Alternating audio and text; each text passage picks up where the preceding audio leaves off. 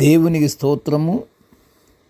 అనుదిన వాక్య ధ్యానమునకై ఈరోజు 2024 సంవత్సరము సెప్టెంబర్ నెల 9వ తారీఖు. ఈరోజు ధ్యాన వాక్యము పరిశుద్ధ గ్రంథము నుండి యెషయా గ్రంథము 43వ అధ్యాయము మొదటి వచనాన్ని మనము ధ్యానించుకుందాము. నేను నిన్ను విమోచించి ఉన్నాను, భయపడకుము. పేరు పెట్టి నిన్ను పిలిచియున్నాను, నీవు నా సొత్తు. ప్రియ దేవుని బిడ్డలారా, నేటి ధ్యాన వాక్యము పరిశుద్ధ గ్రంథము నుండి చదువుగా మనము విని ఉన్నాము. ఇప్పుడు దేవుడు ఏమని అంటున్నాడు? భయపడవద్దు, నిన్ను విమోచించాను. ఎందుకంటే నీవు నా సొత్తు అని అంటూ నిన్ను పేరు పెట్టి పిలుచుతున్నాను అని అంటాడు దేవుడు. ఎంత అదృష్టము, ఎంత దయగల తండ్రి! ఇశ్రాయేలీయులను దేవుడు అనేక పర్యాయాలు వారి శత్రువుల నుండి రక్షించి కాపాడినట్లుగా మనము పరిశుద్ధ గ్రంథంలో చూస్తున్నాము. ఇంకా ఐగుప్తు దాస్యం, బబులోను చెరల నుండి ఇశ్రాయేలును రక్షించిన మన ప్రేమగల తండ్రి, విశ్వాసులకు తండ్రి అయిన అబ్రహాము మనుమడు అయినటువంటి యాకోబు సంతానమే ఈ ఇశ్రాయేలీయులు. ఇశ్రాయేలీయులను తన సొంత ప్రజగా దేవుడు ఎన్నుకున్నాడు. పరిశుద్ధ దేవుని రక్షణ ఇశ్రాయేలీయులు పొందుకున్నారంటే వారంతా దేవుని బిడ్డలే. ఇశ్రాయేలీయులు ఎంత అదృష్టవంతులు! దేవుడు పేరు పెట్టి పిలుస్తున్నాడు. మీరు నా సొత్తు అంటున్నారు. అబ్బా, ఇక వాళ్ళకి ఏ విధమైనటువంటి ఆటంకాలు, అనర్థకాలు ఏమి ఉండవు కదా. ఇశ్రాయేలీయులు దేవుని బిడ్డలు. దేవునికి ఇష్టలైనటువంటి బిడ్డలకు ఏ కొదువ ఉండదు. దేవునికి ఇష్టలైన బిడ్డలుగా మన ప్రవర్తనను బట్టి ఉంటుంది. మన యొక్క ప్రవర్తనలో దేవుని యందు విశ్వాసం ఉంచి, దేవుని నమ్మి, దేవుడే మన ఆశ్రయము అని దేవుని యందు భయభక్తులు కలిగి జీవించేవాళ్ళు ఆయనకి ఇష్టలైన బిడ్డలు. దేవుని యందు భయభక్తులు కలిగి ఇశ్రాయేలీయులు దైవభక్తి కలిగిన వాళ్ళే కనుక ఆయన దేవుడు వాళ్ళని ఆయన ప్రజ అని పిలుచుకుంటున్నాడు.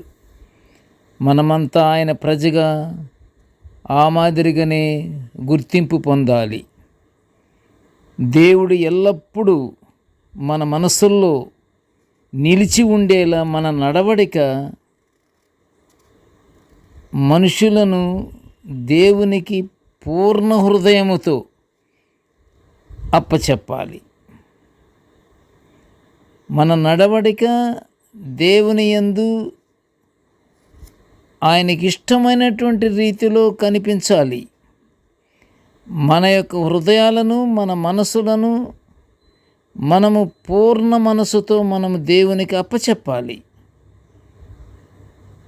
నీవు నా సొత్తు అని పిలుచుచున్నటువంటి దేవునికి, తండ్రి, నా హృదయము, నా మనసు నీ ఆశ్రయములోనే ఉండాలయ్యా అని మనం కోరుకోవాలి. అప్పుడు మన యొక్క హృదయములోకి కానీ మన మనసుకు కానీ ఏ విధమైనటువంటి చెడ్డ తలంపులు రావు.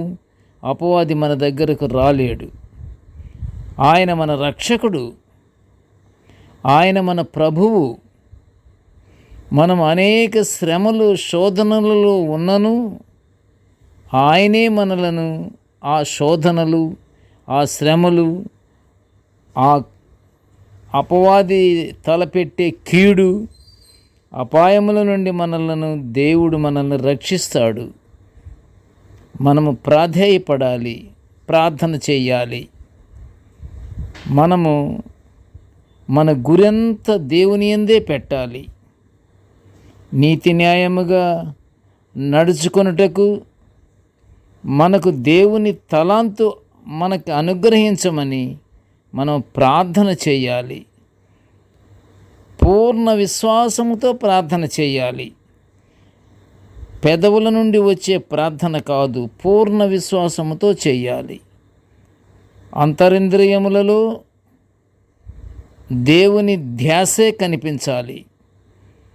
దేవుని యందే మన యొక్క మనసు ఉన్నది అన్నట్టుగా అంతరంద్రియాలన్నీ అదే పలకాలి. దేవుని దీవెనలు మనము పొందుకుందాము. నిత్యము ప్రార్థనలు ఎడతెగక ప్రార్థన చేయాలి. నీవు కూర్చున్నప్పుడును, లేచినప్పుడును, నువ్వు నడుచుచున్నప్పుడును, నువ్వు ఏ పని చేస్తున్నను ప్రార్థనలో మనం ఉండాలి. మన మనసంతా ప్రార్థనలోనే ఉండాలి. అణువణువున క్షణము దేవుని జ్ఞాపకం మనము చేసుకుంటూ ఉంటే దేవుని నుండి మనకి పరలోక ఆశీర్వాదాలు తప్పకుండా పొందుకుంటాము. ప్రార్థన చేసుకుందాము. కృపగల తండ్రి, జీవముగల నాయన, నీ పాదములు స్తోత్రములు. తండ్రి, నీ దివ్యమైనటువంటి వాక్యాలను మేము నిత్యము ఇలాగా ధ్యానించుకునే ఈ గొప్ప భాగ్యాన్ని మాకు నీవు అనుగ్రహించినందులకు నీ ఘనమైన స్తోత్రములు నాయన. నేటి ధ్యాన వాక్యమును వినుచున్న ప్రతి బిడ్డను ఆశీర్వదించయ్యా. తండ్రి, మేము కూడా తండ్రి నీ యందు భయభక్తులు కలిగి, దేవా భయపడకము అని నీతో మేము వాగ్దానము చేయించుకునే పద్ధతిలో మేము జీవించే మార్గాలు మాకు అనుగ్రహించమని వేడుకొనుచుంటున్నాను తండ్రి. మమ్మల్ని పేరు పెట్టి పిలిపించుకునే విధంగా మా ప్రవర్తనను మేము సరిచేసుకొని నీకు భయభక్తులు కలిగి జీవించే భాగ్యాన్ని మా అందరికీ అనుగ్రహించమని నాయన ఈ మనవులన్నీ యేసయ్య పుణ్యనామమున వినయముగా వేడుకొనుచుంటున్నాను తండ్రి. ఆమెన్. దేవుడు మనల్నందరినీ బహుగా దీవించుగాక. ఆమెన్.